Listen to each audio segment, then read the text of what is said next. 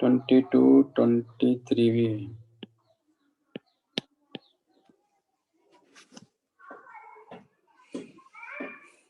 The frequency of fork A is 3%. तो मान लो इसकी फ्रीक्वेंसी N1 जो है 3% मोर देन द फ्रीक्वेंसी, यानी by 100. Yes, I. And the frequency of fork A is 3% more than the frequency of the standard fork, whereas the frequency of fork B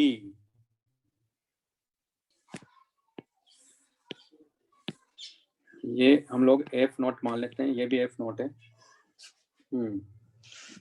ठीक है, और N2 equal to less, यानी F not the forks A and B produce 6 beats per second, यानी N1 minus N2 equal to 6.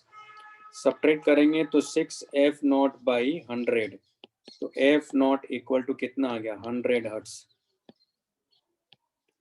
Question number 23.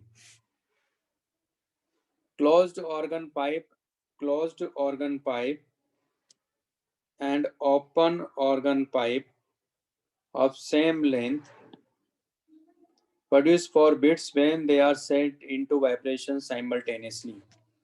यानी इसका N1 है, इसका N2 है.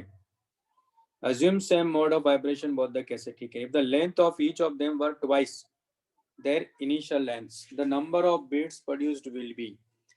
तो इनकी लेंथ को डबल कर दिया है. तो पहले ये समझ लेते हैं, अगर मैं फंडामेंटल फ्रीक्वेंसी की बात करूं तो N1 इक्वल टू क्या हो गया, V बाई 4L, और N2 equal to V by 2L, क्योंकि सेम गैस है तो स्पीड भी सेम होगा, साउंड की जो स्पीड सेम है, तो डबल कर दिया भाई. क्या कर दिया, डबल कर दिया. क्या डबल करने को कह रहा है, कह रहा है कि लेंथ को डबल कर दिया. The length of each of them were twice their number of bits produce. तो मतलब क्या होगा भाई इसका, तो दोनों का डबल करने का मतलब क्या हुआ, तो अभी कितना है,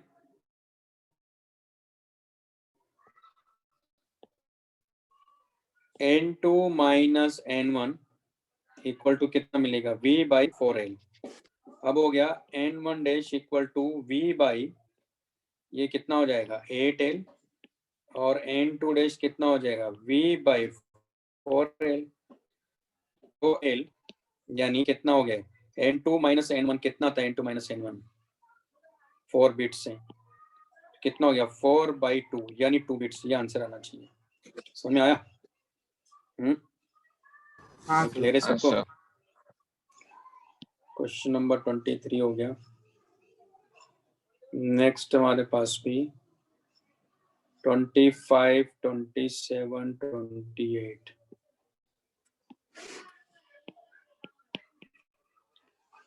28. क्या कह रहा भाई, traveller is running with velocity V0 towards stationary train, है ना, ये स्टेशनरी ट्रेन है यहाँ.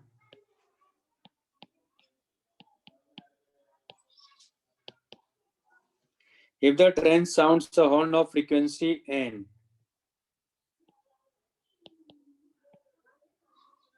then the apparent frequency heard by the traveler will be. बहुत टफ क्वेश्चन पूछा आपने, इतना टफ क्वेश्चन नहीं पूछना चाहिए.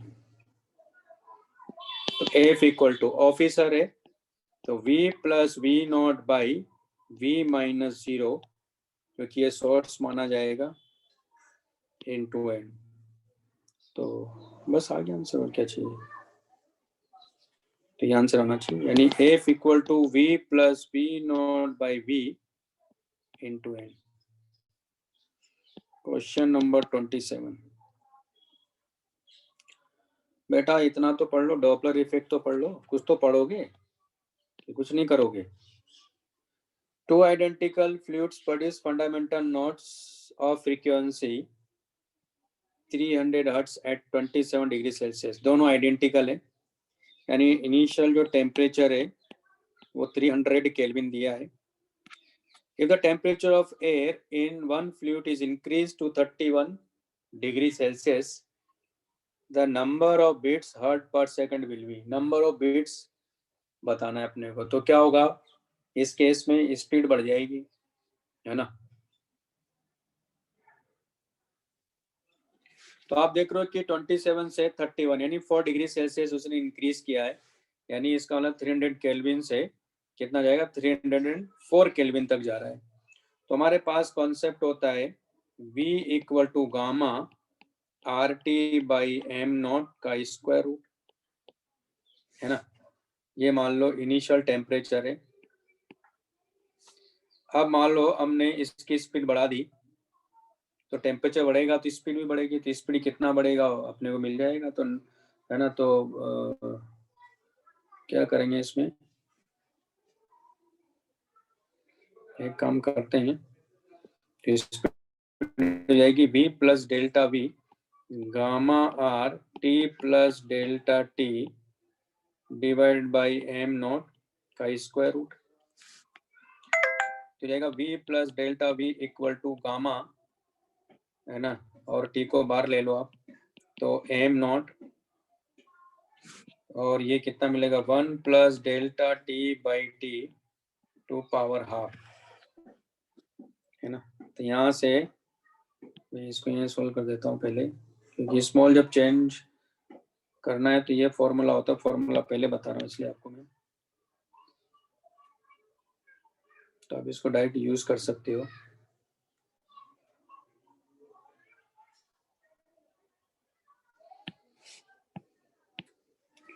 तो जाएगा V plus delta V equal to gamma RT by M not का स्क्वायर रूट, और ये कितना हो जाएगा 1 plus delta T by 2T।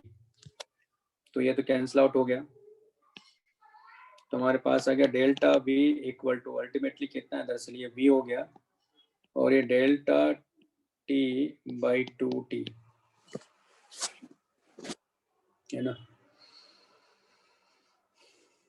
तो T जो है ये हमारे पास में, आप चाहो तो, क्योंकि डिफरेंस ही तो है और नीचे, लेकिन ये T हम नहीं लिया तो लिख देंगे, कोई दिक्कत नहीं।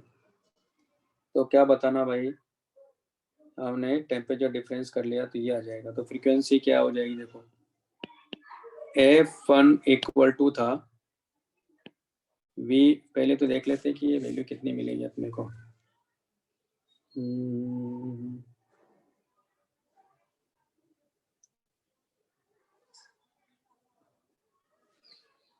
ये देखो पहले ये वैल्यू कितनी, देखो ये होती है 332 divided by 2 into 300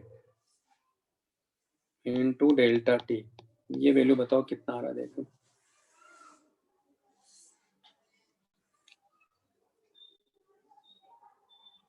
332 divided by,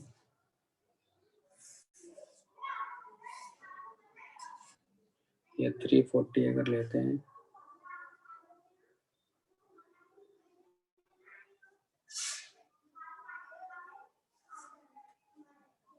sorry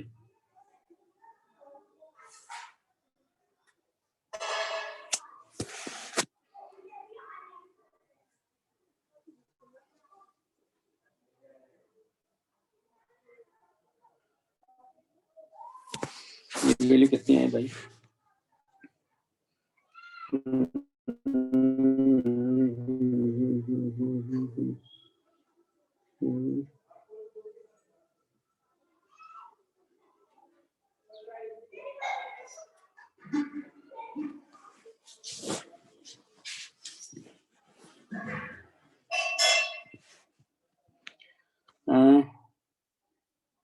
अगर ये B की हम बात करें, एक मिनट,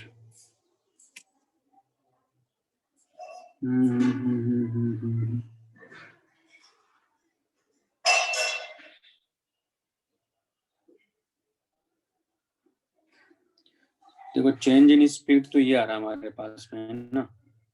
चलो देखते हैं भी कितना आ रहा है, ये क्लियर हो जाएगी। अभी इसको रहने देते हैं, अभी रखेंगे पैनल। तो हमारे पास में उसमें तो क्या होगा कि v बाई कितना हो जाएगा बाद में।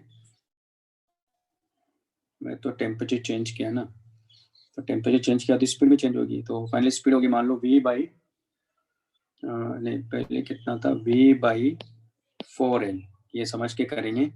और बाद में हो गई v डैश बाई 4l, ठीक है।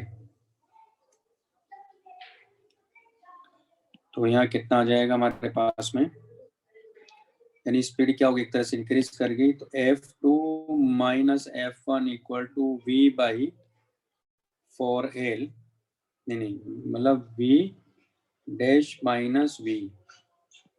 तो डेल्टा v की वैल्यू अपने को मिल गई। और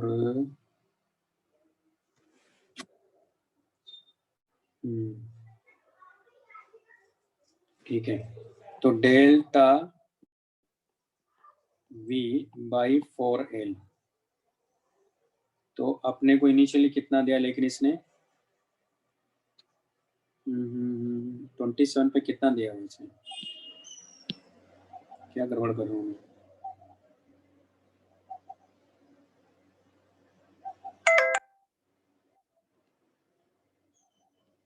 डेल्टा v की वैल्यू रखो पहले तो यहाँ। तो f2 minus f1 equal to delta v की वैल्यू कितनी है, हो जाएगी v delta t divided by 2t into 4l, ये होगा।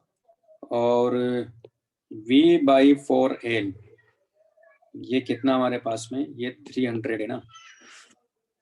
तो f2 minus f1 equal to v by 4l, 300 into delta t कितना है 4 डिवाइडेड बाई 2 इंटू 300, यानी आंसर आ रहा है हमारे पास में 2, ये आंसर होना चाहिए। अभी समझाता हूँ सब क्या क्या मैंने। यहाँ तक क्लियर है कि नहीं है, ये बताओ तो मैं आगे समझाऊं। दरअसल क्या होता है, हाँ सब क्लियर है ना भाई। जब स्मॉल चेंज होता है टेम्परेचर में, तब आप ये फॉर्मूला यूज कर सकते हो डायरेक्ट, मेरे कहने का मतलब ये था इसमें, ठीक है। नेक्स्ट हमारे पास में 28 भी है ना,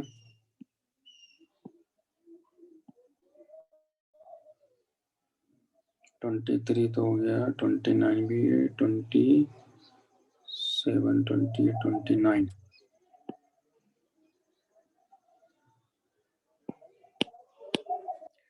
A man is watching two trains, one leaving, एक आदमी यहाँ खड़ा हुआ है। A man is watching two trains, one leaving, another coming in, तो एक जा रहा है मतलब एक तरह से,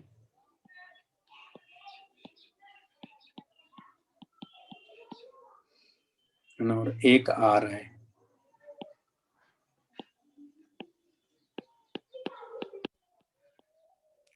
दोनों की स्पीड दिया हुआ है 4 मीटर पर सेकंड है, 4 मीटर पर सेकंड है, ये स्पीड मान लेते हैं u है। इफ देयर साउंड देयर विसेस ईच ऑफ फ्रीक्वेंसी, यानी इसकी फ्रीक्वेंसी f नॉट है और इसकी भी फ्रीक्वेंसी f नॉट है, जो कि दिया 240। The number of beats heard by the man, तो पहली बात तो इधर से जो फ्रीक्वेंसी इसको मिलेगी ये f1 मान लिया मैंने, इधर से जो फ्रीक्वेंसी मिलेगी ये f2 है। तो f1 तो सोर्स पास में आ रहा है, तो क्या हम लिखेंगे v by v minus 4 into f not, और f2 ये दूर जा रहा है, क्या लिखेंगे v बाई v प्लस 4 है ना इंटू f नॉट। तो f1 माइनस f2, यानी v by v minus 4 f not minus v by v plus 4 f not. बेटा ऐसा होता है जब आप डीपीपी कर रहे हो तो इसका मतलब रिवीजन मतलब क्या समझते हो आप लोग, तो मुझे तो ये समझ में नहीं आया अभी। अरे भाई जो चैप्टर है उसको रिवाइज करोगे ना, उसके बाद क्वेश्चन करोगे। अब आपको तो फॉर्मूला याद नहीं है बेटा, करके आ रहे हो फिर आप। चलो आ जाएगा आंसर, सॉल्व करिए। 29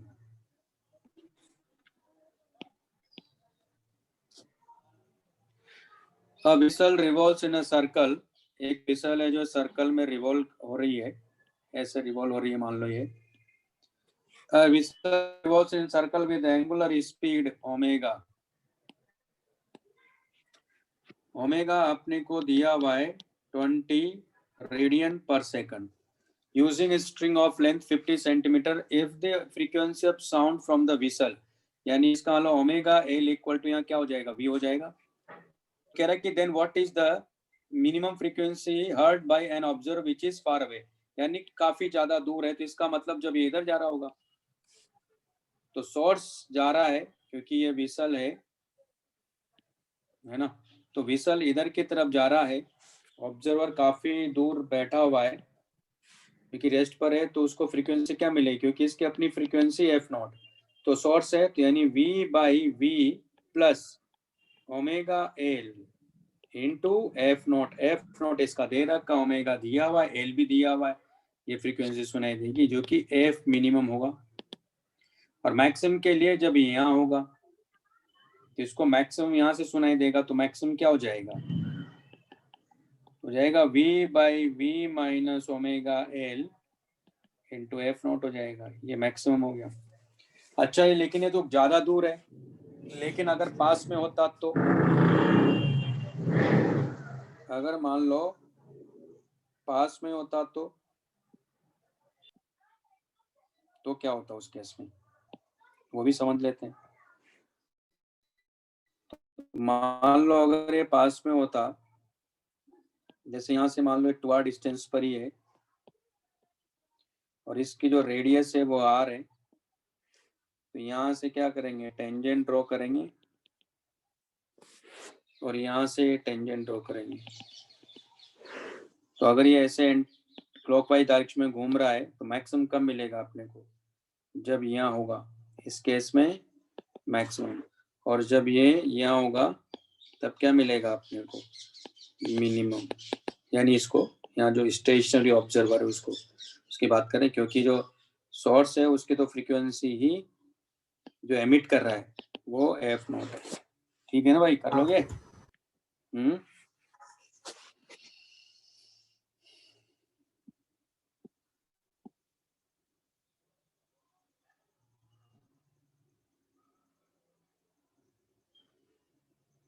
29 के बाद में 32,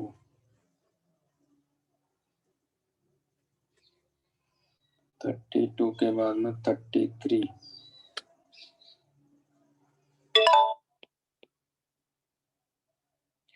सोर्स ऑफ साउंड ये यहाँ है, ये ऑब्जर्वर है. Source of sound as emitting waves of frequency F not equal from each other, the source is moving with speed of this one at an angle, यानी सोर्स इधर जा रहा है, कितनी स्पीड से जा रहा है भाई, ये 60 डिग्री है, और इसकी जो स्पीड है बी एस वो दिया है 19.4 मीटर पर सेकंड है. with the source observer line is shown there, तो observer is at rest, the apparent frequency observed, अब ये रुका हुआ है, तो सिंपल सी बात है कि इसका ये जो कंपोनेंट है उसकी वजह से ना देखोगे, तो vs cos 60 इसको जो फ्रीक्वेंसी मिलेगी यहाँ वो हो जाएगी, क्योंकि ऑफिसर ऊपर होता है, ऑब्जर्वर ऊपर होता है, ये पास में आ रहा है, तो vs cos 60 into f not, और ये आंसर. नेक्स्ट है 33.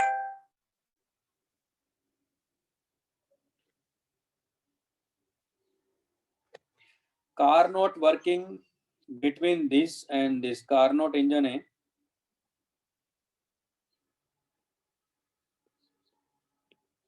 तो ये सोर्स होता है T1 डिग्री सेल्सियस, ये T2 डिग्री सेल्सियस है, और ये सिंक यानी ये कोल्ड रीजन है, ये हॉट रीजन है.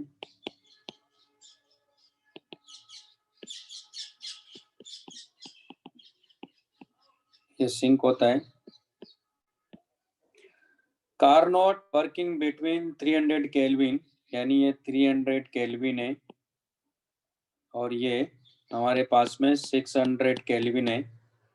यहाँ से हीट इसने सप्लाई किया Q1, हीट इसने रिजेक्ट किया Q2, बाकी का कर दिया वर्क। तो कह रहा है कि एज वर्क डन कितना है इसका भाई, 800 joule per cycle. What is amount of heat energy supplied to the engine from source per cycle, यानी Q1 अपने को चाहिए, simple.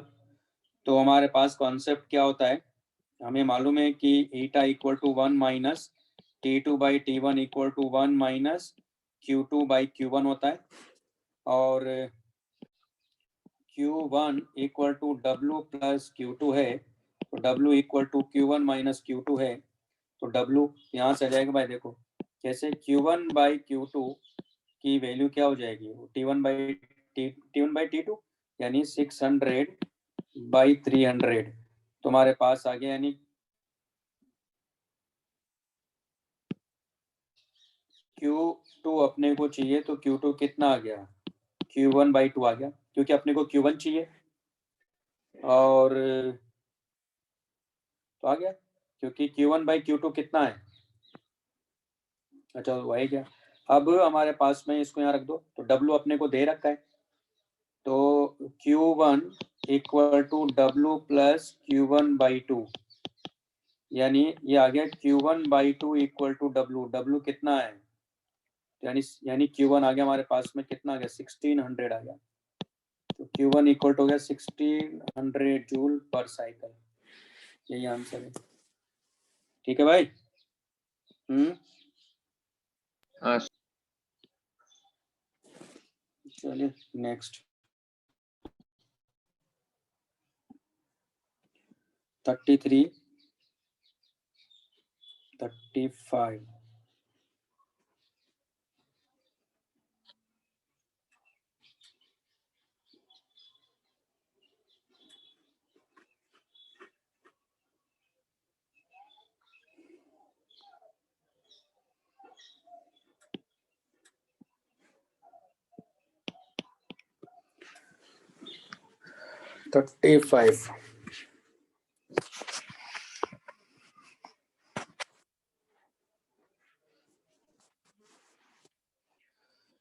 Ideal gas heat engine exhausting heat at this one, its efficiency 30%। तो यही हो गया, अभी फॉर्मूला बताए ना,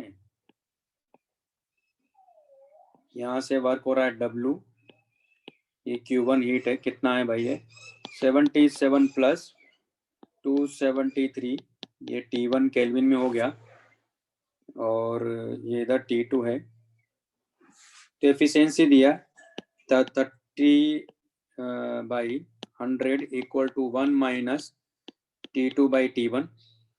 तो कह रहा है कि it must take heat at this one, रख दो, तो 30 बाई 100 है ना, इक्वल टू 1 माइनस T2 नहीं मालूम है, T1 कितना हो गया भाई, यहाँ 0, 5 एंड 3, सॉल्व कर लो, तो T2 by 350 equal to 1 minus 100, यानी 70 बाई 100, तो कितना मल्टीप्लाई कर लो, तो T2 इक्वल टू आ गया 0, 0, 0, 0, तो 35 का 5, 3, 21, 3,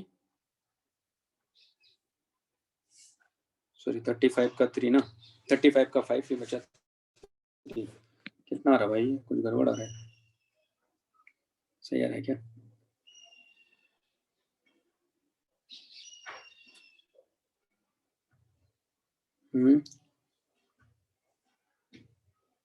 सर 77 डिग्री सेल्सियस T2 होगा ना,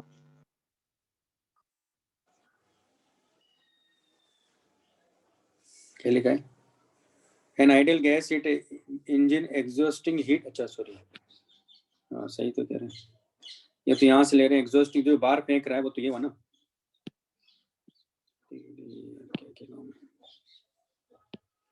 जो हीट बाहर जा रही है वो तो T2, यानी ये हुआ ना 350 केल्विन ना, हमें T1 चाहिए दरअसल, यहाँ से रख दो, आ जाएगा, कोई दिक्कत नहीं, यही कॉन्सेप्ट था वो, ठीक है ना, इसमें रख दो, आ जाएगा,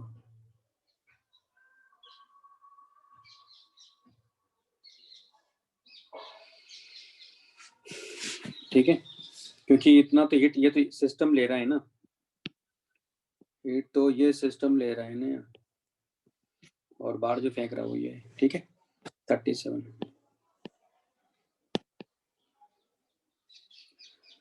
अपने को दिया है कि 25 इंटू 10⁻³ मीटर क्यूब वॉल्यूम, यानी V अपने को दिया है 25 into 10⁻³ metre cube. Volume cylinder is filled with 1 mole, n equal to 1 है। Oxygen gas at room temperature दिया हुआ है, यानी इसका गामा कितना है 5 लेना है, और टेम्परेचर इसका 300 केल्विन है। The molecular diameter of auto ends root mean per speed are found to be this one, ये दिया हुआ है, यानी अपने को VRMS दिया 200 मीटर पर सेकंड है, और D की जो वैल्यू है वो 0.3 इंटू 10⁹ मीटर है। तो ये कह रहा है what is the average collision rate, यानी पर सेकंड पूछ रहा है, यानी पहले टाइम निकाल लेंगे। टाइम कैसे निकालेंगे, तो ये क्या है रूट, ये क्या है mean free path divided by V average, ये क्या हो गया, ये टाइम हो गया, यानी ऑन एवरेज टाइम कितना लगेगा पर हर एक कोलिजन में जो कोलिजन हो रहा है ये ऑन एवरेज है, क्योंकि लेमड़ा क्या मीन फ्री पाथ है ना, यानी ये मीन फ्री पाथ मतलब क्या है, एवरेज डिस्टेंस है बिटवीन टू सक्सेसिव कोलिजन, और ये एवरेज स्पीड है। हमें क्या चाहिए, हमें चाहिए दरअसल ये, तो V एवरेज बाय लेमड़ा। तो आप कहेंगे सर हमें तो VRMS दिया हुआ है, हाँ तो क्या हुआ, VRMS दिया तो उसका हम यूज करेंगे ना VRMS। तो क्या करेंगे, पहली बात तो लेमड़ा क्या होता है, ये मैंने आपको एक फॉर्मूला दिया था, क्या फॉर्मूला था याद है सबको, लेमड़ा का फॉर्मूला क्या दिया था, 1/√2 pi d square N dash, N dash क्या थे, नंबर ऑफ मॉलिक्यूल्स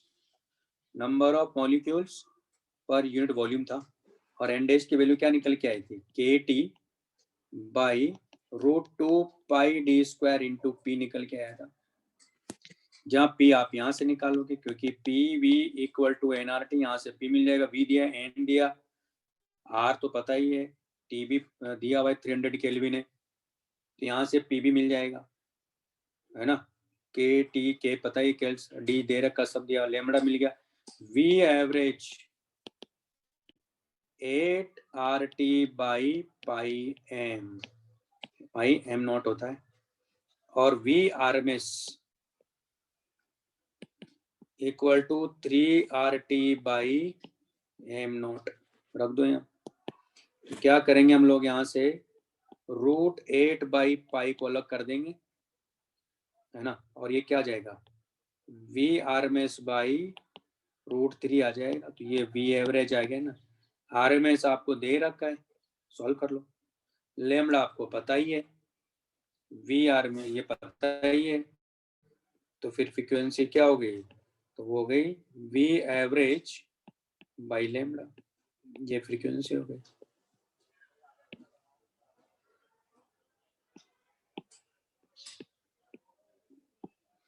आगे बात समझ में,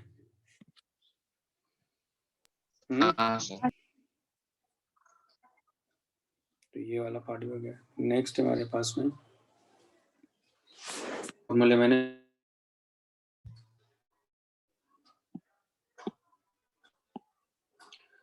तो 39 बताना और 40 बताना है।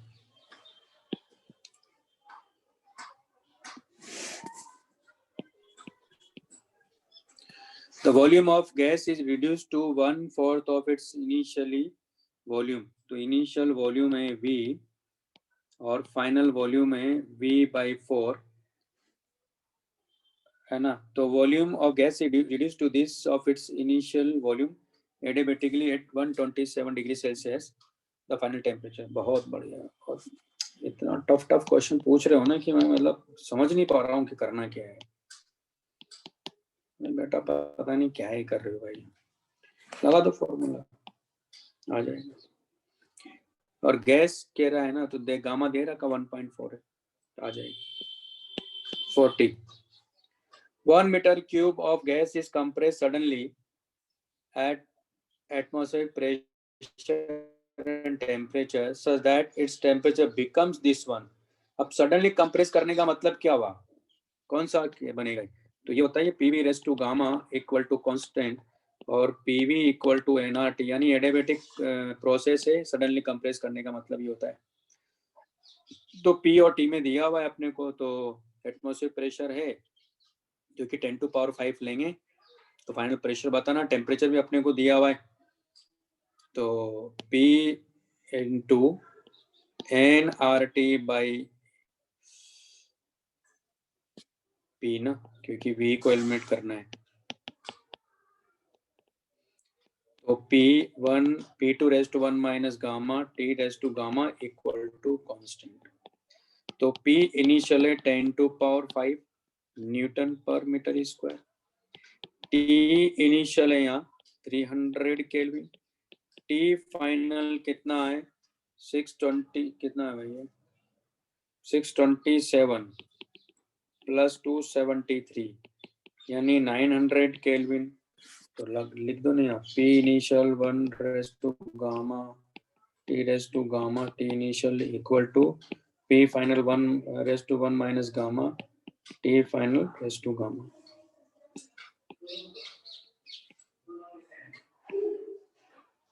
सॉल्व कर लो, आ जाएगा।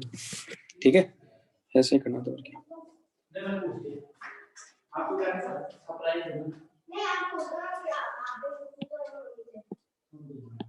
बोलो।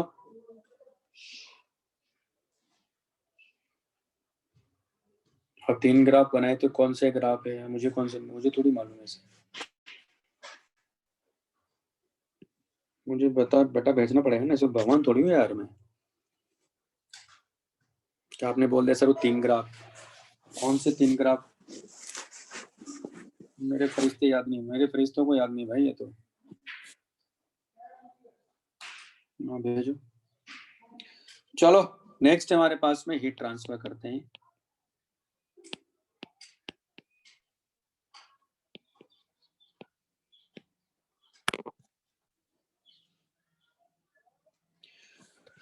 है ना?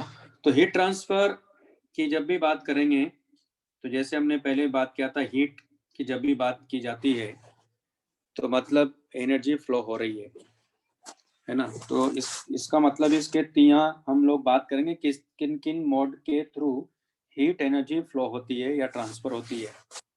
तो यहाँ 3 तरह के मोड है। तो there are 3 types of mode.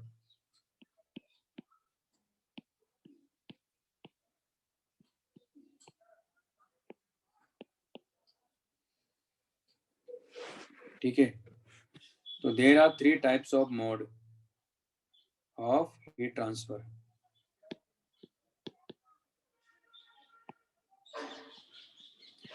तो पहला है कंडक्शन। तो कंडक्शन एक ऐसा प्रोसेस है जिसमें क्या होगा कि मीडियम के पार्टिकल अपने मेन पोजीशन के अबाउट ऑसिलेट करते हैं और एनर्जी को वो ट्रांसफर करते हैं, लेकिन मीडियम के पार्टिकल ट्रेवल नहीं करते हैं।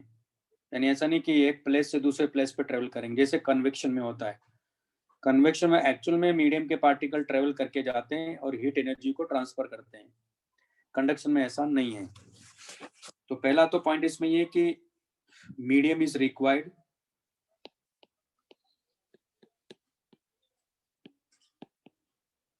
तो एक तरह से हीट कंडक्शन क्या है? एक प्रोसेस है। क्या है? हीट ट्रांसफर करने का एक प्रोसेस है जिसको नाम दिया गया कंडक्शन। It's a process. ठीक है, मीडियम इज रिक्वायर्ड। दूसरा,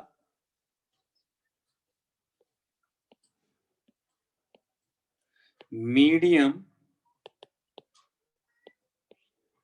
particles are not transported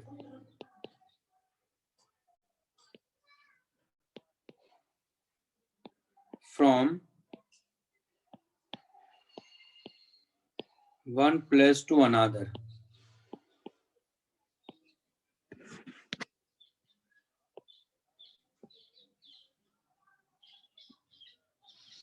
Medium is required, है ना? और generally it takes place, this conduction process की बात कर रहा हूँ, generally this conduction process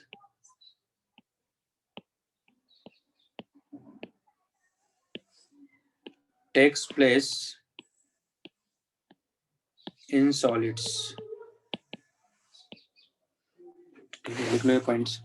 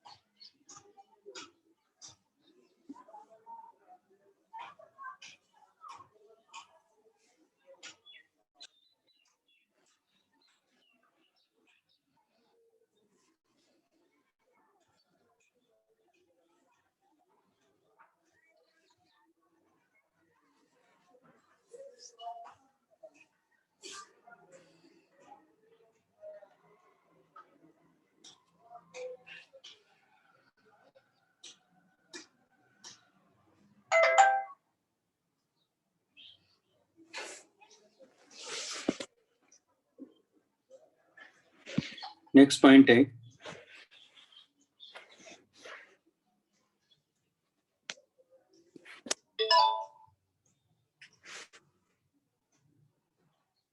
heat energy is transferred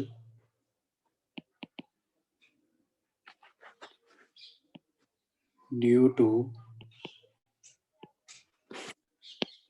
vibrations of medium particles about their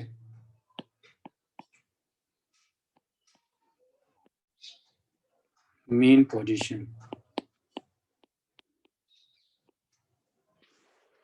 ठीक है.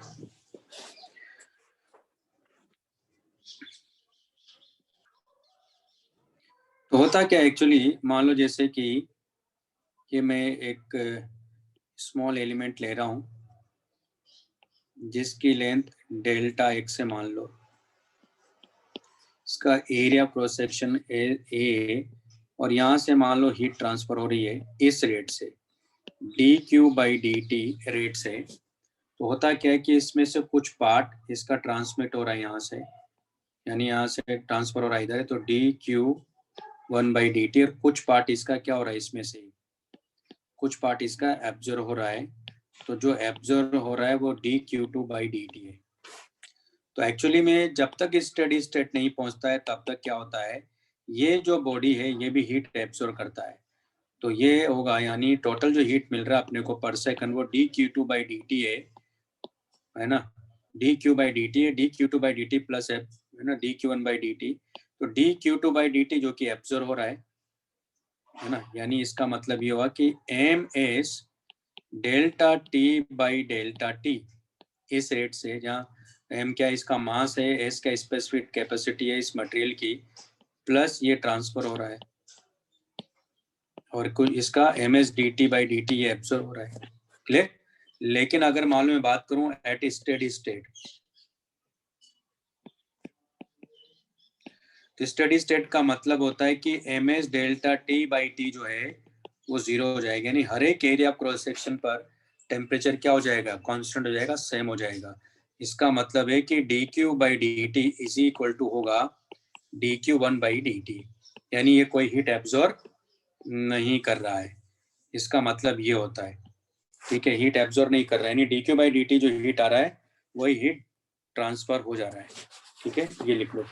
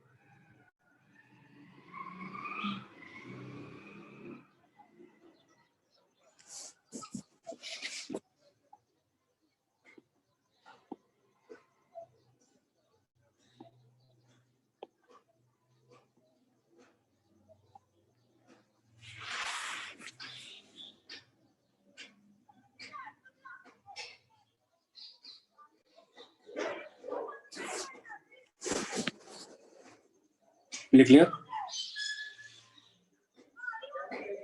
हाँ सर। तो जो हीट यहाँ ट्रांसफर हो रही है दरअसल वो D Q by D T होगा directly proportional to area of cross section, directly proportional to change in temperature. ठीक है, कि दोनों के टेम्परेचर डिफरेंस कितना आ रहा है, और inversely proportional to delta X. तो हमारे पास ये आ जाएगा दरअसल D Q by D T is directly proportional to A delta T divided by delta X, या D Q by D T equal to जाएगा K A delta T by delta X, जहाँ delta T by delta X को हम लोग लिख सकते हैं minus D T by D X, और इसको लिखते हैं टेम्परेचर ग्रेडियंट।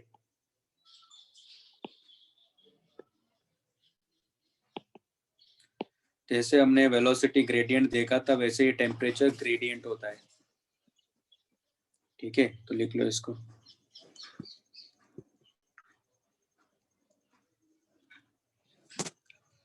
तो अगर मैं फाइनाइट लेंथ लेता हूं, मान लो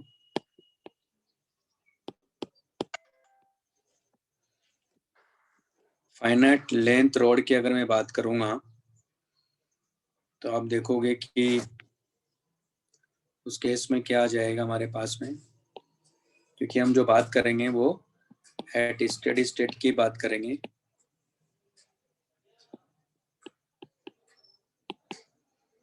है ना, तो D Q by D T क्या होगा, यहाँ कांस्टेंट होगा, तो उस केस में हमारे पास आ जाएगा। तो मान लो जैसे कि ये लेंथ, ये रॉड है,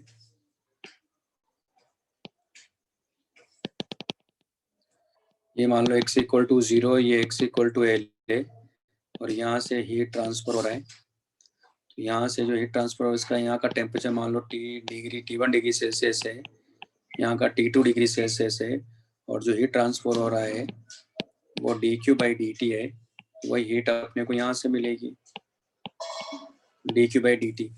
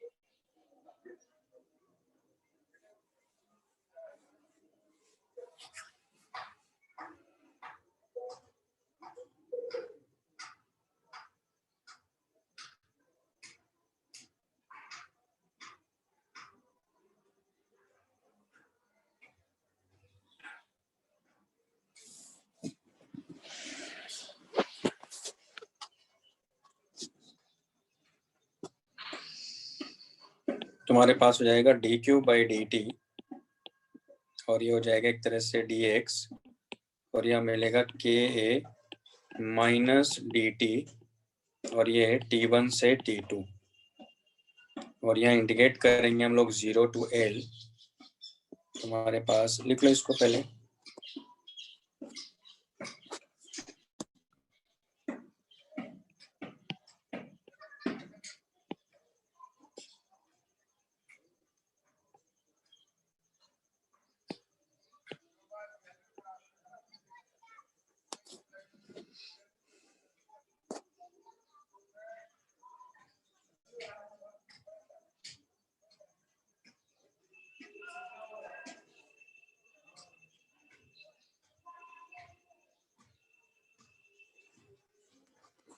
लिख लिया?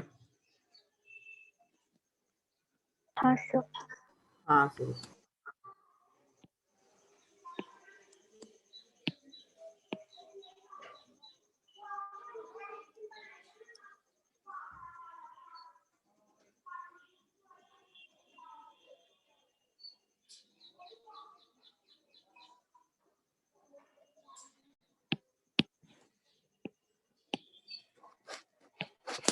तुम्हारे पास हो जाएगा dq/dt और ये तो जाएगा L इक्वल टू KA, ये मिलेगा माइनस को बाहर रखेंगे तो T2 माइनस T1, यानी dq/dt इक्वल टू आ गया KA T1 minus T2 divided by L।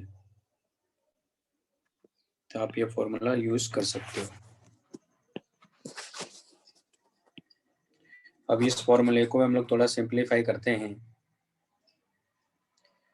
यानी L/KA ये हो गया dq/dt equal to T1 minus T2। ठीक है, लिख लो इसमें।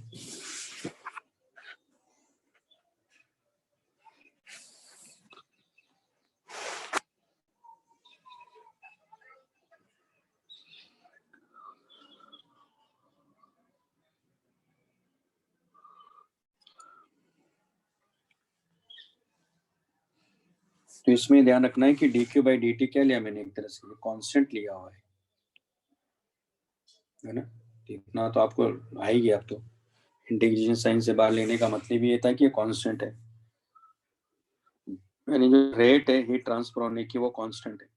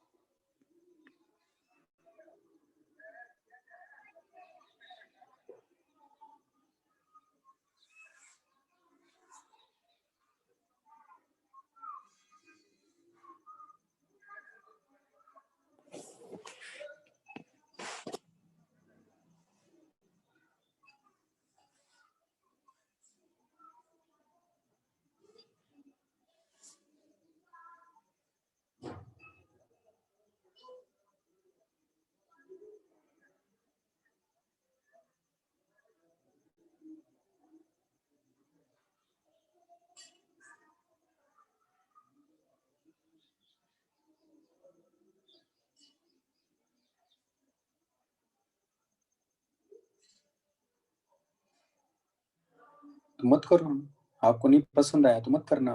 मुझे पसंद आया, मैंने कर लिया। क्या लॉजिक है, मेरे तो समझ में नहीं आ रहा क्या पूछ रहे हैं।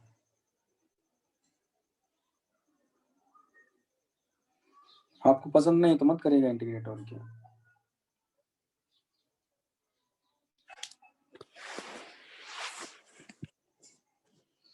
लिख लिया।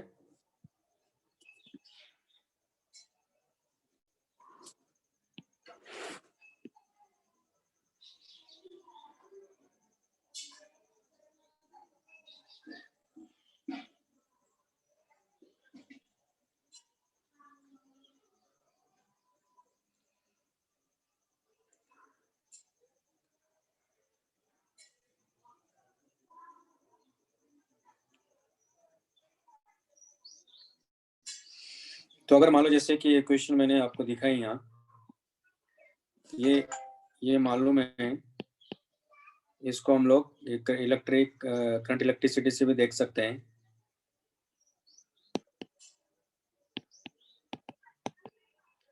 करंट इलेक्ट्रिसिटी में हमें ओम्स लॉ के बारे में हमने बात किया, V इक्वल टू IR। तो यहाँ जो I है दरअसल यहाँ वो dq/dt है। वहाँ इलेक्ट्रिक करंट था, यहाँ इसको थर्मल करंट बोलेंगे हम लोग। और यहाँ जो वहाँ जो R था, यहाँ दरअसल वो L/KA है। वहाँ क्या था एक्चुअली देखा जाए तो रो L/A था या L/सिग्मा A था। यहाँ वहाँ इसलिए वहाँ सिग्मा क्या था, कंडक्टिविटी था। यहाँ थर्मल कंडक्टिविटी इसको कहा गया है और इसको थर्मल रेजिस्टेंस कहा गया है।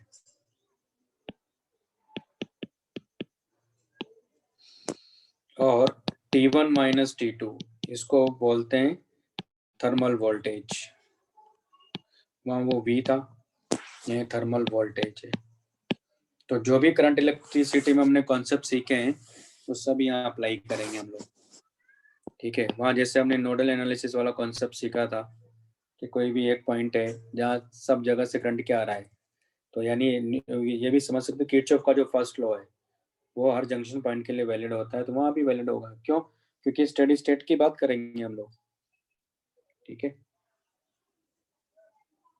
या जैसे व्हीट स्टोन ब्रिज हमने वहां पढ़ा, वो भी यहाँ भी एप्लीकेबल है ना। जो भी हमने वहाँ कॉन्सेप्ट पढ़ा वो सब एप्लीकेबल है, ठीक है। मैं थोड़ा इसके बारे में बता देता हूँ आपको, टेम्परेचर ग्रेडियंट के बारे में भी, ये लिख लो पहले।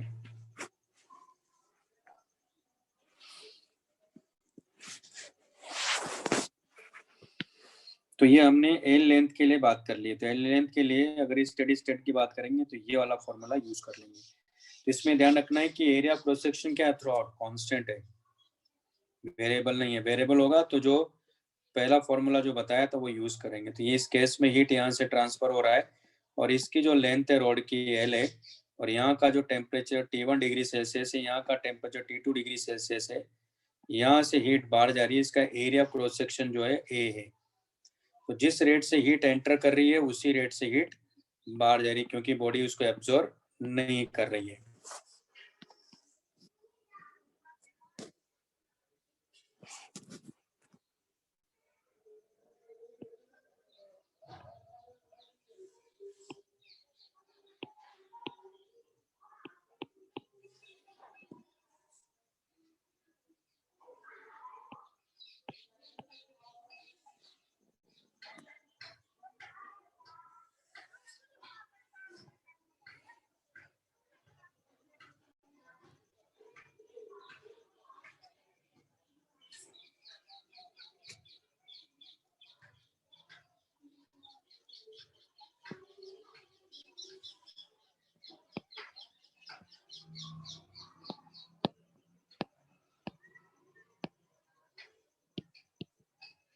लिख लिया? हाँ सर।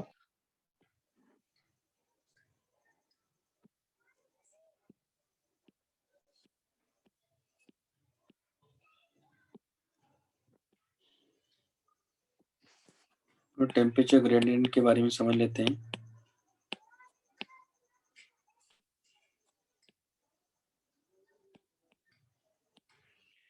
तो dt बाई dt माइनस के साथ, अगर मैं कहूं कि मान लो स्मॉल के जो कि कांस्टेंट है मान लो,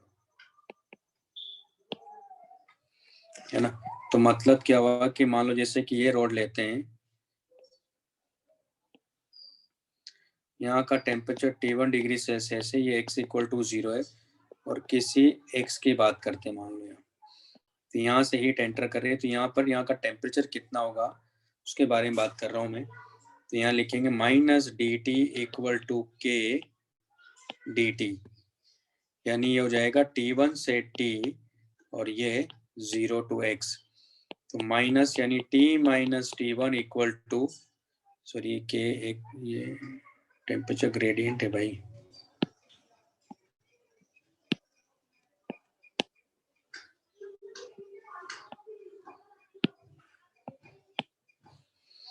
तो k इंटू एक्स। तो हमारे पास ये आ जाएगा T equal to T1 minus K X, यानी इसका मतलब टेम्परेचर क्या कर रहा है, लीनियरली डिक्रीज कर रहा है। तो अगर यहाँ ग्राफ प्लॉट कर रहे हैं हम लोग T और x के बीच में,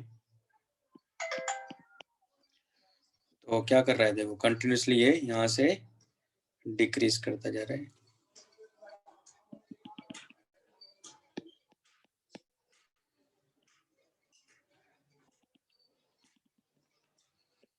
x इक्वल टू 0 है, x इक्वल टू एल है, और ये T2 है। ये ग्राफ होगा इसका, ये x है,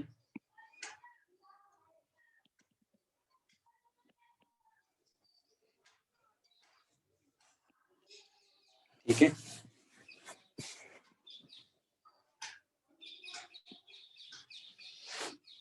तो जब कांस्टेंट होगा तो इस तरह से ग्राफ मिल जाएगा अपने को।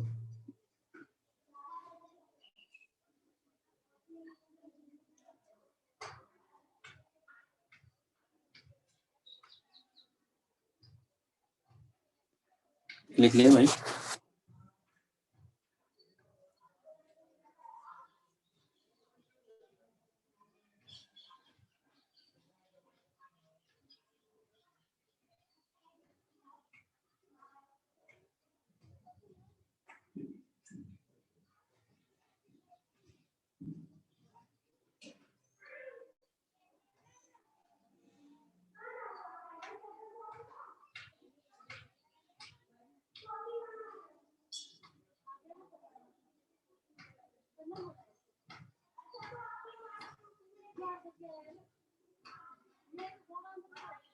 लिख लिया?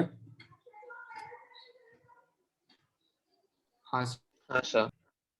अच्छा, इन ग्राफ के बारे में बात करना चाह रहे हैं। चलो बताता हूँ मैं अभी, पहले क्वेश्चन कर लें इससे रिलेटेड। तो ये तो आपका हो गया है, कंडक्शन वाला पार्ट तो हो गया है। इसमें क्वेश्चन करते हैं, शीट के क्वेश्चन करेंगे हम लोग।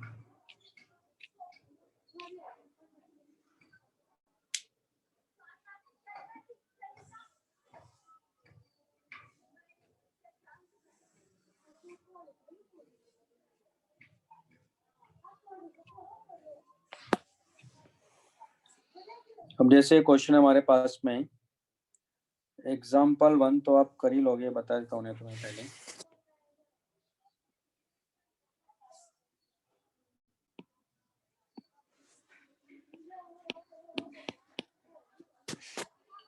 एग्जाम्पल 1 में क्या कह रहा है देखो, one face of aluminium cube, एक एल्यूमिनियम क्यूब दिया, इसका ना भेजता हूँ मैं।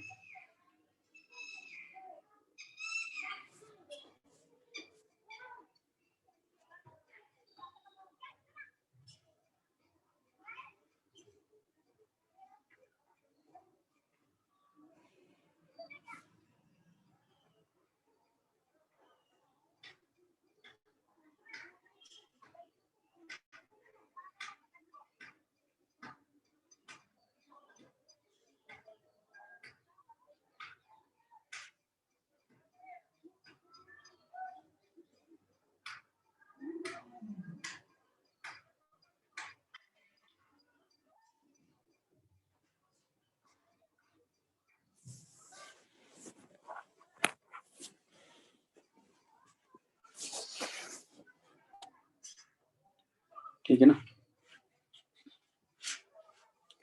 तो जैसे क्वेश्चन है, क्या कह रहा, एक क्यूब अपने को दिया है,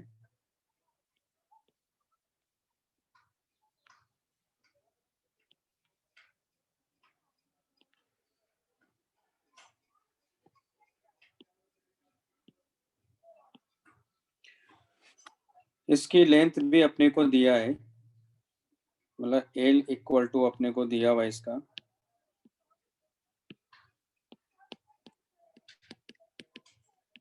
1 मीटर है, is maintained eight 100 degree Celsius. तो मान लेते हैं कि ये वाला जो है, ये वाला फेस जो है 100 डिग्री सेल्सियस पर है,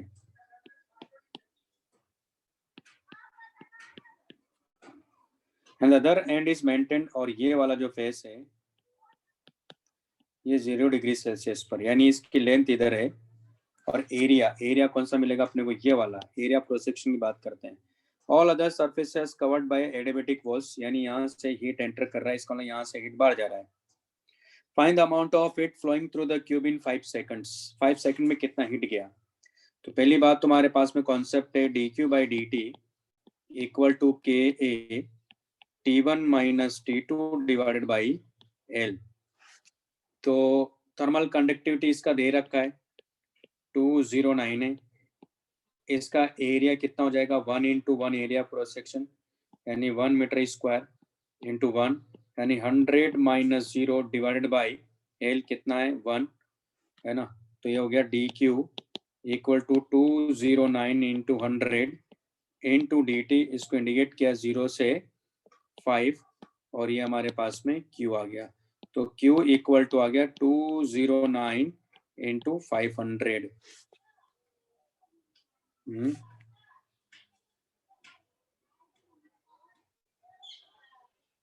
सॉरी कितना, 2 मीटर है, सॉरी ये 2 मीटर दिया यार, क्या कर दिया मैंने, 2 मीटर, यानी ये हो जाएगा 4,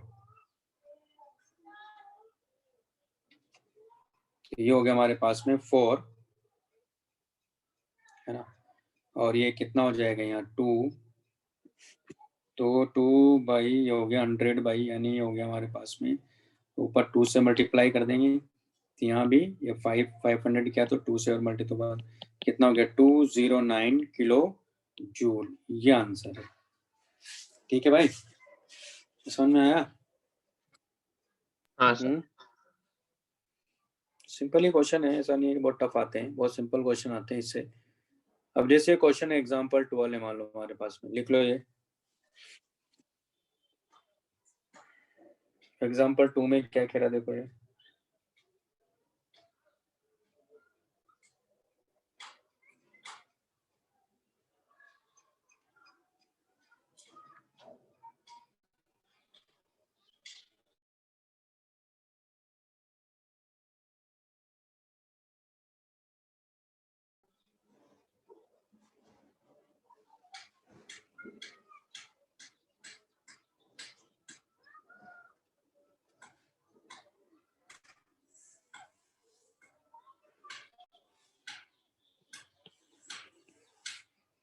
लिख ले भाई।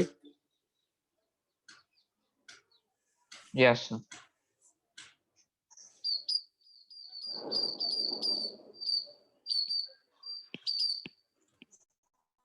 एग्जाम्पल 2 में क्या कह रहा है, 3 identical rods of length, 3 identical rods दिया हुआ है,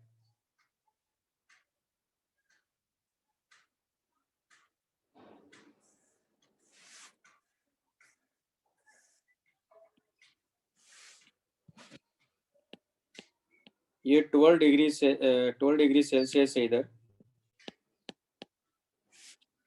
ये 50 डिग्री सेल्सियस है, यहाँ का टेम्परेचर नहीं मालूम है, यहाँ का टेम्परेचर 30 डिग्री सेल्सियस है। ये एल्यूमिनियम है, ये स्टील है और ये कॉपर है। 3 identical rods of length 1 metre each, है ना, तीनों का एरिया क्रॉस सेक्शन भी सेम है, लेंथ भी सेम है, तो सबका रेजिस्टेंस देख लेते हैं। जैसे इसका रेजिस्टेंस अगर मैं कहूँ, A R aluminium, R S और ए आर कॉपर, तो आर एल्यूमिनियम मतलब L by K aluminium into A, R copper यानी L by K copper into A, R steel यानी L by K steel into A. अब ये कह रहा है कि ये सब मेंटेन किया हुआ है respectively at the separate ends. कह रहा है कि find the temperature of common junction, यानी यहाँ का टेम्परेचर बताओ। तो T डिग्री सेल्सियस मैंने मान लिया, तो यहाँ से हीट आ रहा है, मान लेते हैं I1 के करस्पॉन्डिंग, यहाँ से हीट आ रहा है I2 के करस्पॉन्डिंग, यहाँ से हीट आ रहा है I3 के करस्पॉन्डिंग। तीनों का जंक्शन पॉइंट पर सम क्या होना चाहिए, 0 होना चाहिए, यानी I इक्वल टू सब एक ही उस पर आ रहे हैं, क्योंकि स्टडी स्टेट की बात कर रहे हैं हम लोग, तो ये मिलना चाहिए अपने को, यानी I1 plus I2 plus I3, तो क्या हो जाएगा 0 इक्वल टू, ये क्या मिलेगा अपने को यहाँ, यानी ये मिलेगा, पहले I1 निकाल लेता हूँ मैं, तो I1 क्या मिलेगा अपने को यहाँ, I1 मिलेगा दरअसल 50 minus TC by RS, I2 क्या मिलेगा अपने को 12 minus TC divided by R aluminium, है ना, और I3 इक्वल टू क्या मिलेगा अपने को 4 minus TC by R copper, तो इसको रख दो सबको, तो 0 equal to 50 minus TC by RS plus 12 minus TC by R aluminium plus 4 minus TC divided by R copper. RS इन सब की वैल्यू यहाँ से रख दो, इसमें सॉल्व कर लो, आ जाएगा आंसर। समझ में आया? तो ये कॉन्सेप्ट हम लोग वहाँ यूज करते थे करंट इलेक्ट्रिसिटी में, वो यहाँ यूज कर लिया मैंने। सबका आपको थर्मल कंडक्टिविटी भी दिया हुआ है, रख दीजिएगा, आ जाएगा आंसर।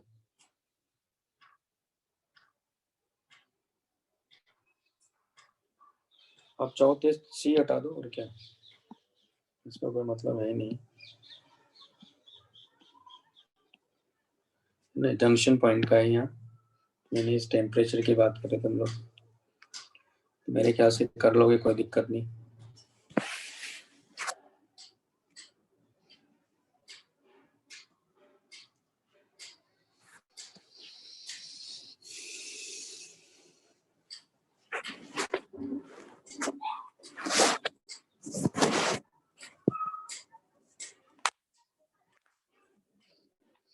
कल सुबह क्लास ले सकता हूँ क्या मैं आप लोगों की?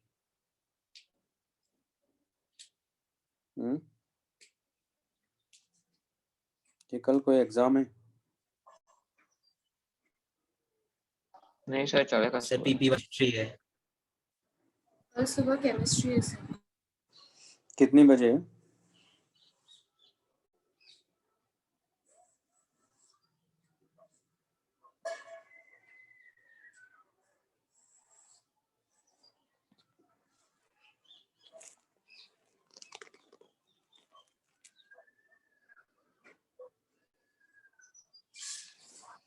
केमिस्ट्री एवाईडी सर की है ना?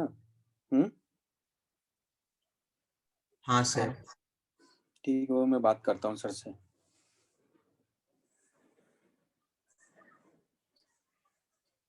हाँ मैं सोच रहा हूँ सुबह ले लेता हूँ, सर से बात कर लेता हूँ मैं, हो जाएगा, कोई दिक्कत नहीं। हाँ कल है लेकिन शाम को है ना, मैं सुबह की कह रहा हूँ, सुबह ले लेता हूँ मैं। देखते हैं तो आपको मैसेज ड्रॉप कर दूंगा मैं। ठीक है, तो इस तरह से सॉल्व कर लेंगे। नेक्स्ट अब हमारे पास में सीरीज और पैरेलल कॉम्बिनेशन। लिख ले भाई सबने।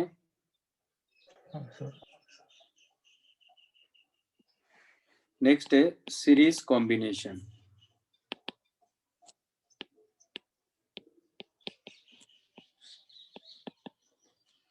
तो जैसा वहां कॉन्सेप्ट था वैसा यहाँ भी है, यानी जो रॉड्स हैं ये इस तरह की रॉड्स अपने को दिया है।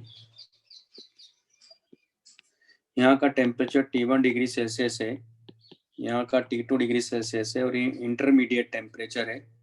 इसकी लेंथ L1 मान लिया, और इसका एरिया A, और इसका K1 थर्मल कंडक्टिविटी, इसका एरिया है, इसकी थर्मल कंडक्टिविटी K2 है, और इसकी जो लेंथ है ये L2 मान लिया हमने। तो यहाँ से हीट जा रहा है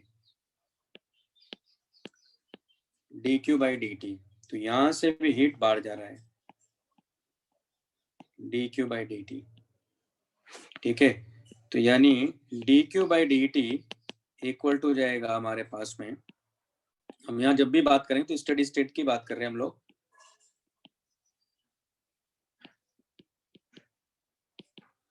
तो dQ यानी आ जाएगा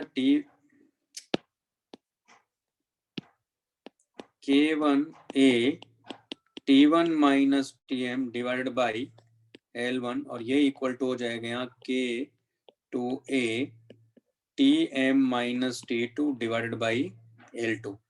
तो आप इंटरमीडिएट टेम्परेचर यहाँ से निकाल लोगे, कोई दिक्कत ही नहीं इन दोनों को सॉल्व करके, है ना।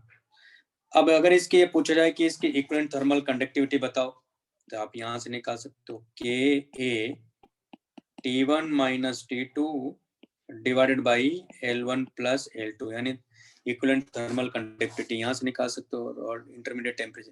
तो इन दोनों से आप क्या करोगे, इन दोनों को सॉल्व करके Tm निकाल लो, किसी एक में रख दो, फिर इन दोनों को सॉल्व कर लो, तो आपको K मिल जाएगा। ये आप ऐसे भी देख सकते हो, सीरीज में है तो R equal to R1 plus R2, है ना, इक्विवेलेंट थर्मल कंडक्टिविटी फाइंड करने के लिए। तो इसको क्या लिखोगे आप, L1 plus L2 by Ka, और इसको लिखोगे L1 by K1A plus L2 by K2A। तो हमारे पास आ गया, A से तो एक कैंसिल आउट हो गया, तो हमारे पास K की वैल्यू आ गई है L1 plus L2 divided by L1 by K1 plus L2 by K2।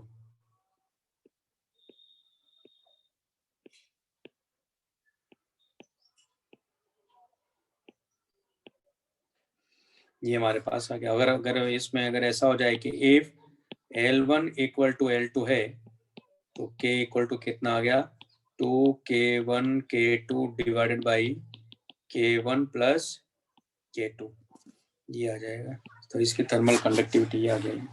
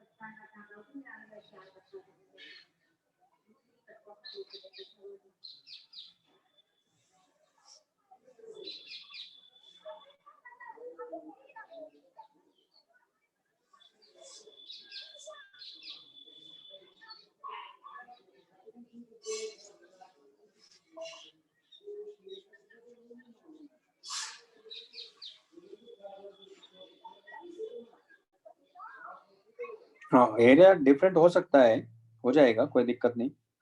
पर उसमें ये है कि हमारा फिर ये इक्विवेलेंट कैपेसिटी, इक्विवेलेंट जो है ना इसके कंडक्टिविटी, वो नहीं फाइंड कर पाएंगे हम लोग।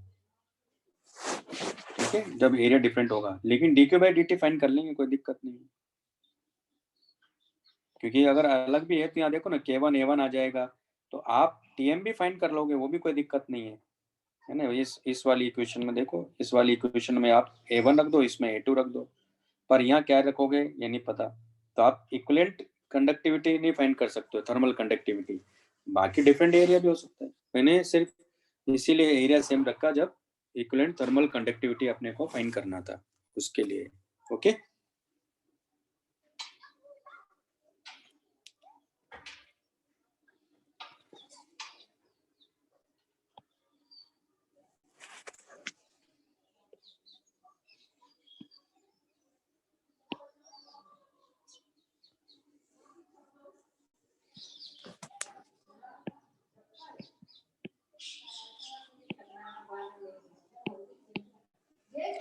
ठीक है भाई, आगे चले। हाँ सर। हाँ सर। नेक्स्ट है पैरेलल कॉम्बिनेशन।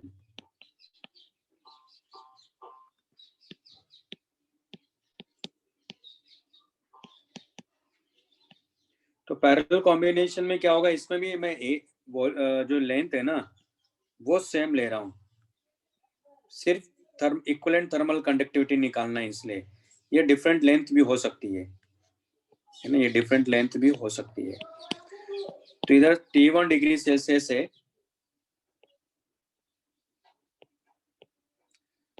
और इधर T2 डिग्री सेल्सियस है, तो ये K1 है, इसका एरिया में A1 ले लेता हूँ, और ये K2 इसका एरिया A2 लेता हूँ, लेकिन दोनों की लेंथ यहाँ इक्वल ले रहा हूँ मैं। तो थर्मल कंडक्टिविटी है, तो यहाँ से देखो जो हीट इधर जा रही है वो dq1 बाई dt, इधर dq2 बाई dt है, तो उतना ही हीट यहाँ से बाहर निकल के आ रहा है। तो यानी कितना जा रहा है, पहले वाली में dq1 बाई dt और दूसरे वाली में dq2 बाई dt। तो क्या हो जाएगा यहाँ इस केस में, dq1 by dt equal to होगा k1a1 t1 minus t2 divided by l, और dq2 बाई dt ये हो जाएगा k2a2 t1 minus t2 divided by l। तो टोटल जो हीट जा रहा है t1 से t2 वो हो जाएगा dq1 by dt plus dq2 by dt, और ये इक्वल टू हो जाएगा k total area a1 plus a2 t1 minus t2 divided by l। तो इससे आपको k भी मिल जाएगा, क्योंकि dq1 by dt dq2 by dt यहाँ रखो तो t1 minus t2 cancel out हो जाएगा, l कैंसिल आउट हो जाएगा, तो आपको k मिल जाएगा इक्विवेलेंट में। ठीक है, और इंडिविजुअल के से कितना हीट जा रहा है वो भी मिल गया। इसका अल्टरनेट ये भी है, आप ऐसे भी कर सकते हो, क्योंकि R1 क्या लिखोगे आप, L बाई K1A1 है ना, ये अल्टरनेट है इसका इक्विवेलेंट थर्मल कंडक्टिविटी निकालने के लिए। तो R2 equal to L by K2A2, तो हमारे पास R इक्वल टू आ गया R1 R2 divided by R1 plus R2। इसको सॉल्व कर लेंगे तो R कितना होगा, लेकिन यहाँ R हो जाएगा हमारे पास में L divided by K A1 plus A2, या ऐसे रहने दो, नहीं तो 1 बाई R, ये हो जाएगा 1 by R equal to 1 by R1 plus 1 by R2, तो 1 बाई R यानी हो जाएगा KA1 plus A2 divided by L equal to K1A1 by L plus K2A2 by L, तुम्हारे पास k इक्वल टू आ गया k1 a1 plus k2 a2 divided by a1 plus a2।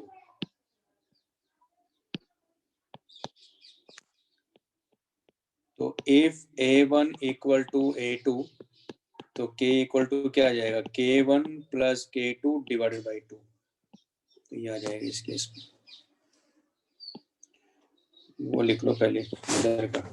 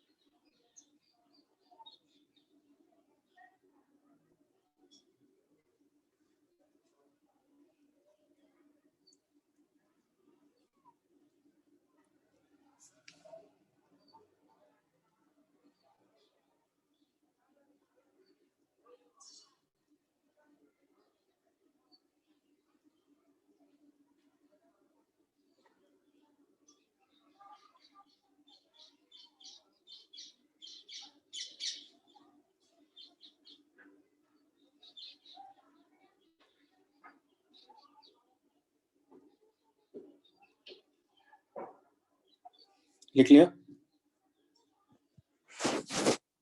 हाँ sir. हाँ sir. हाँ सर।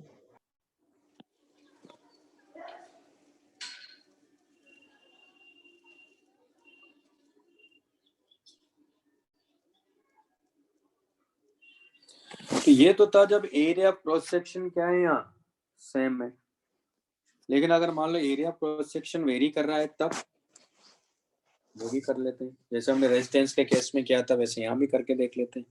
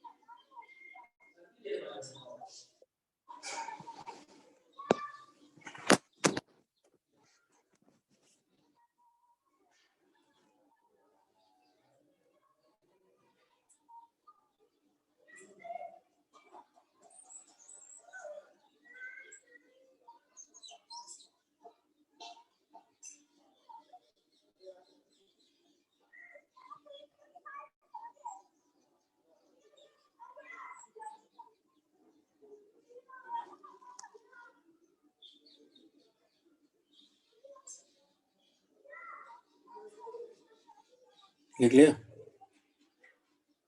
हाँ sir. हाँ sir.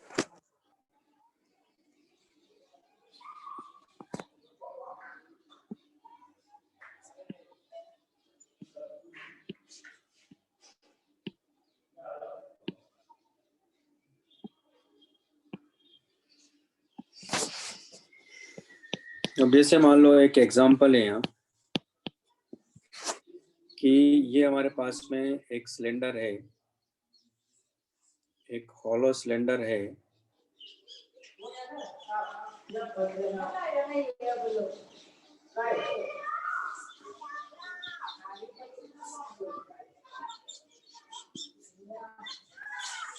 तो ये सिलेंडर है, लेकिन यहाँ से R1 से R2 तक इसमें ये मटेरियल भरा हुआ है।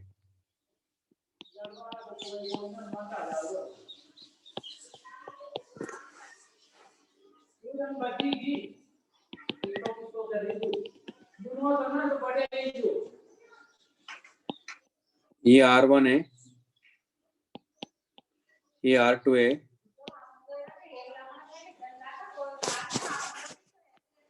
और ये L है ना। तो इसमें दो केस देखूंगा मैं। तो पहला केस है कि हीट ऐसे ट्रांसफर हो रहा है, तो यहां से जो हीट ट्रांसफर हो रहा है वो dQ/dt है, मान लो dQ/dt। यहाँ का जो टेम्परेचर T1 डिग्री सेल्सियस है और यहाँ का टेम्परेचर T2 डिग्री सेल्सियस है।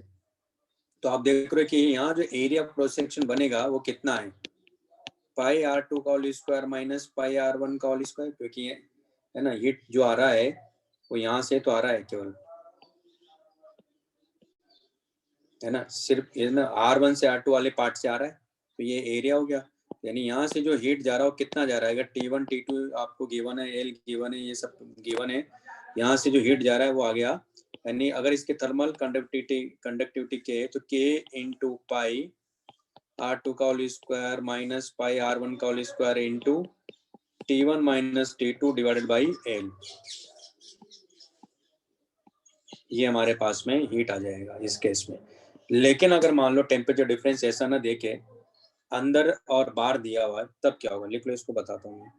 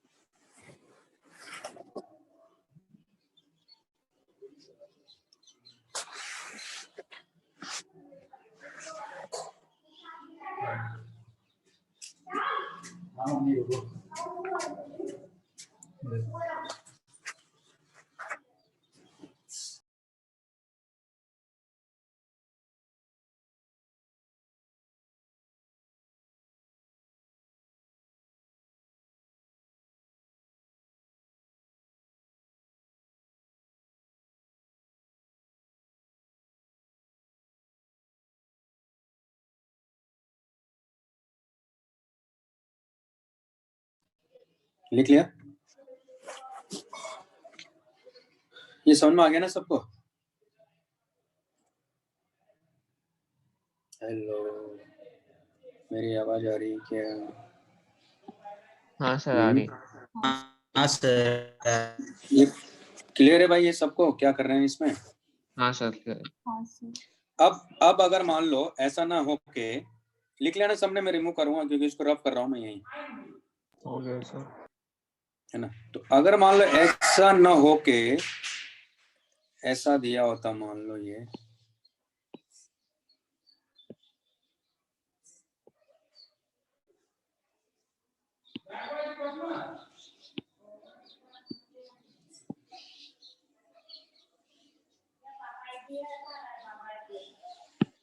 ऐसा ना हो के, ये तो रेडियस हमारे पास में ये R1 ही है, अंदर ये सॉलिड है पूरा, R1 से R2 तक ये सॉलिड है, लेकिन जो हीट है यानी अंदर का टेम्परेचर T1 डिग्री सेल्सियस है और बाहर का टेम्परेचर T2 डिग्री सेल्सियस है, तो हीट दरअसल यहाँ ऐसे रेडियली बाहर जा रही है।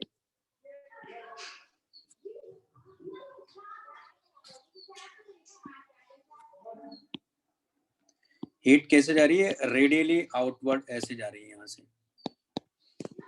समझ में आ रहा है? अगर मैं इसको इधर से देखूं तो मुझे ये ऐसा नजर आ रहा है, यानी ये पूरा सॉलिड पार्ट है, तो हीट ऐसे जा रहा है रेडियली। तो आप यहाँ देखो area of cross section change हो रहा है, ठीक है। तो आप डायरेक्ट नहीं लिख सकते हो, क्योंकि यहाँ से लेकर यहाँ का एरिया क्रॉस सेक्शन क्या है। अगर इसकी लेंथ एल माने हैं तो यहाँ का एरिया क्रॉस सेक्शन, क्योंकि यहाँ का टेम्परेचर T1 डिग्री सेल्सियस है और T1 जो है वो T2 से ज्यादा है, तो हीट बाहर की तरफ जा रही है। तो बाहर का टेम्परेचर यहाँ T2 डिग्री सेल्सियस है, तो यहाँ का टेम्परेचर, यहाँ का अंदर का एरिया क्रॉस सेक्शन है 2 पाई R1 इंटू एल, और बाहर का क्या है 2 पाई R2 इंटू एल। समझ में आ रहा है कि नहीं आ रहा है? ये सरफेस की बात कर रहा हूँ, इस पूरे सरफेस की बात करोगे ना आप, सर जैसे इसके ये सरफेस, ये पूरा सरफेस एरिया की बात करोगे ना, तो एरिया क्रॉस सेक्शन तो उसका क्या हो, क्योंकि उसके परपेंडिकुलर हीट जा रहा है, मतलब एरिया क्रॉस सेक्शन देखना होता है। क्लियर है भाई पॉइंट में क्या कह रहा हूँ? तो 2 पाई R1 L से लेकर 2 पाई R2 L तक वेरी कर रहा है। तो क्या करेंगे इसमें हम लोग, इसमें कॉन्सेप्ट तो यही रहेगा, लेकिन एरिया ये नहीं होगा।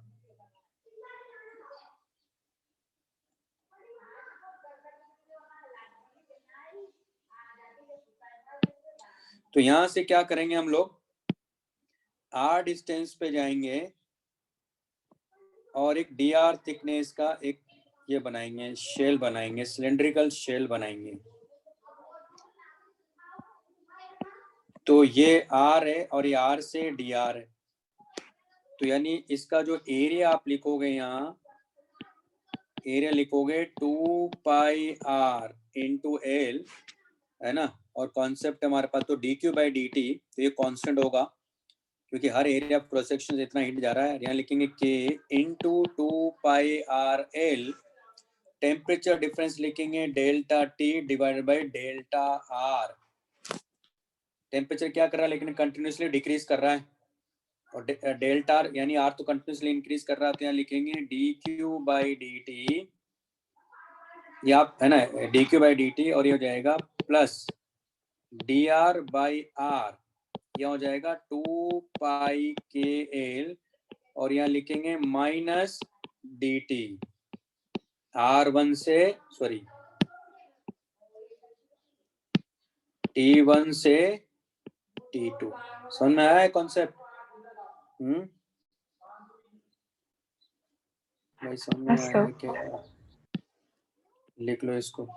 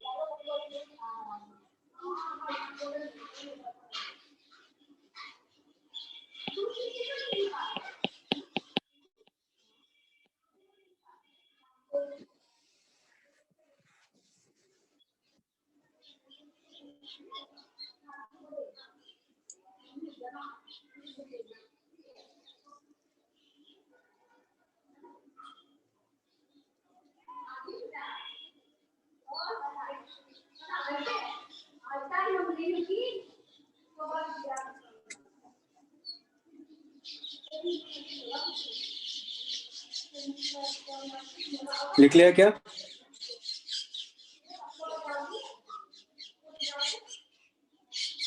हाँ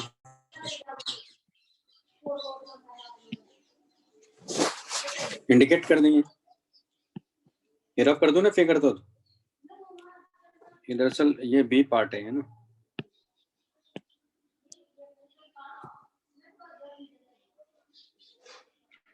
तो रफ कर दो ये फिगर।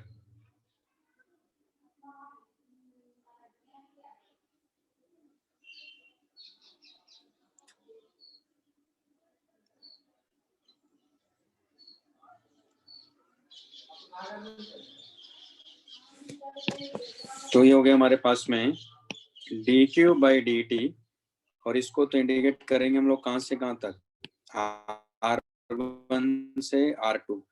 तो कितना आ गया देखो, ln R2 by R1 equal to 2 pi K L, और ये हो जाएगा हमारे पास T2 माइनस T1, लेकिन माइनस बार आ जाएगा तो अंदर मल्टीप्लाई कर देंगे, तो हमारे पास में आ गया D Q by D T equal to 2 pi K L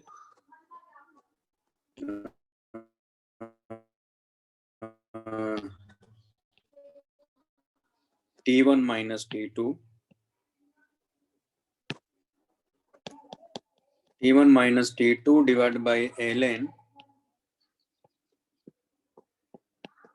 ये होगा हमारे पास में। आप इसको चाहो तो ऐसे भी कर सकते हो कि हमें मालूम है कि D Q by D T, इसका अल्टरनेट ऐसे देखें, इक्वल टू क्या था, T1 minus T2 by are ना, तो पहले आर निकाल लें हम लोग, है ना, तो आर निकालेंगे तो कैसे निकालेंगे देखो, तो आर पे जाके डी आर देख लिया हम लोगों ने, तो इसका डी आर कितना मिलेगा अपने को, तो डी आर इक्वल टू मिलेगा D R by K into area ना, यानी एरिया क्रॉस सेक्शन, तो D R by K, area कितना है इसका 2 pi R L, area cross section, sorry इसको इंडिकेट कर लो पहले, R1 से R2, तो ये हमारे पास में रेजिस्टेंस आ जाएगा, तो R इक्वल टू कितना आ गया 1 बाई के 2 पाई एल, और ये हो गया ln R2 बाई R1, इसको यहाँ रख दो।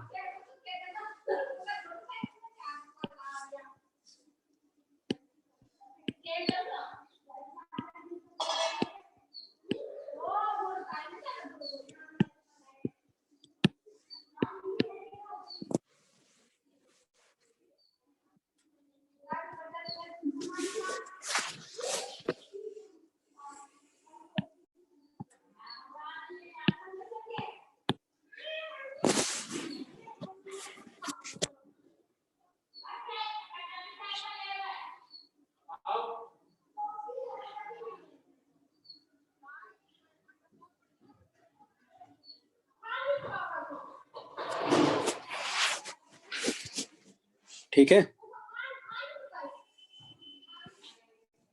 अच्छा इसकी जगह अगर मान लो स्फेयर होता तो स्फेयर वाला आप करिए, तो सेम यही है,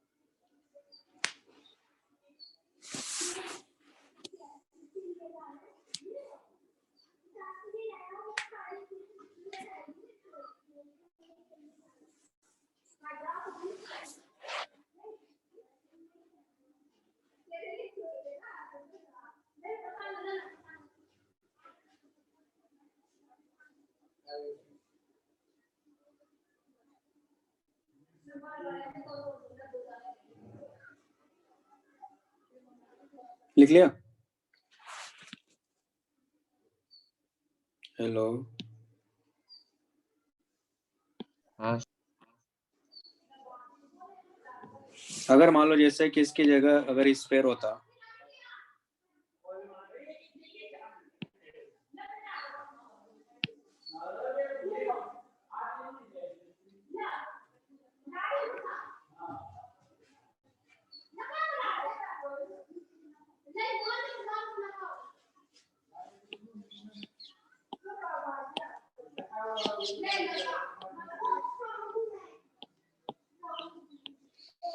तो अगर इसकी रेडियस r1 है, अंदर का टेम्परेचर T1 डिग्री सेल्सियस है, बाहर का टेम्परेचर T2 डिग्री सेल्सियस है, T1 डिग्री सेल्सियस जो है T2 डिग्री सेल्सियस से ज़्यादा है, इसकी कंडक्टिविटी अपने को दिया हुआ K है, तो हीट जो है वो ऐसे जा रही है रेडियली बाहर के साइड।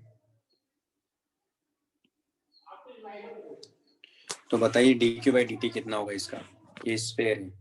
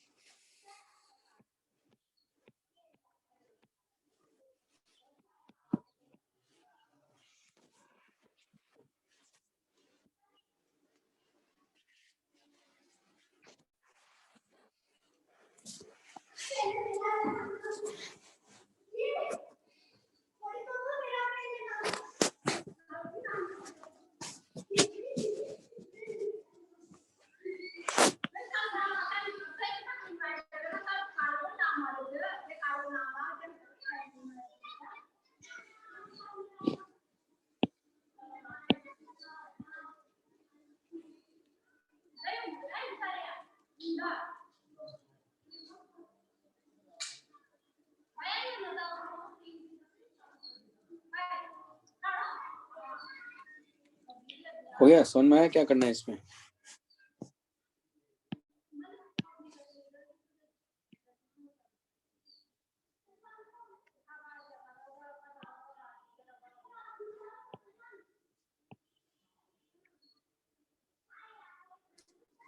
तो यहाँ क्या हो रहा है कि यहाँ से r डिस्टेंस पर जाएंगे और ये dr है, तो इसमें ऐसा करते हैं r ही निकाल लेते हैं, क्योंकि dr इक्वल टू क्या हो जाएगा, dr/k इंटू a, यानी dr इक्वल टू dr/k, और इसका एरिया क्रॉस सेक्शन क्या मिलेगा, 4πr²। इसको इंडिकेट कर लेंगे। तो यहाँ से अपने को मालूम है dq/dt इक्वल टू होगा T1 माइनस T2/r। बार r चाहिए अपने को, तो यहाँ से इंडिकेट कर लो, r1 से r2 इसको इंडिकेट कर लोगे, तुम्हारे पास में r मिल जाएगा। यही आंसर है, r को यहाँ रख दो। ठीक है, समझ में आया? हाँ सर।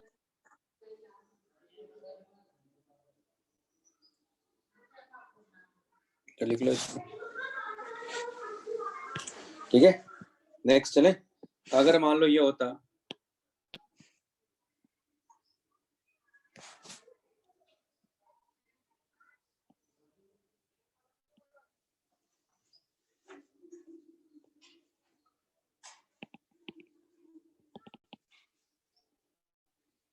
इसकी जो रेडियस है ये r1 है, इसकी जो रेडियस है वो r2 है, और ये लेंथ है ले।